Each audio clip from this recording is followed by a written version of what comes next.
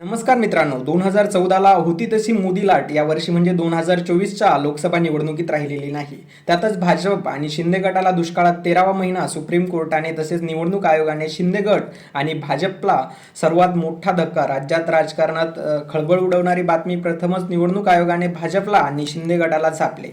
मित्रांनो, बघूया महत्त्वाची बातमी. सध्या महाराष्ट्रामध्ये लोकसभा निवडणुकीची पूर्णपणे रणधुमाळी चालू असतानाच लोकसभा निवडणुकीच्या पार्श्वभूमीवरती निवडणूक आयोगातून सर्वात मोठी बातमी समोर आली आहे आणि भाजपाला आणि शिंदे गटाला हा मोठा धक्का मानला जात आहे. नेमकी बातमी काय आहे मित्रांनो?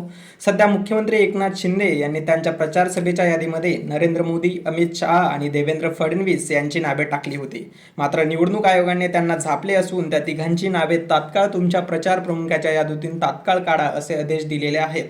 अन्यथा कार्यवाही अटळ आहे असे म्हणले आहे. तुमच्या पक्षात तर ते तिघे आहेत का? जर ते तुमच्या पक्षातच नाही तर तुमच्या प्रचार यादीत का?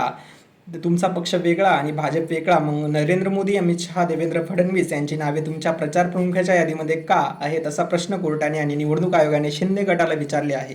त्यामुळे हा उद्धव ठाकरेंचा मोठा विजय तर शिंदे गटाचा निवडणूक आयोगाने दिलेला फटका म्हटला जात आहे. यामुळे या ठिकाणी निवडणुकीच्या अगोदरच त्यांना धक्का बसला आहे. निवडणुकीनंतर तर ठाकरेंची लाट महाराष्ट्रात दिसेल असे चित्र आहे.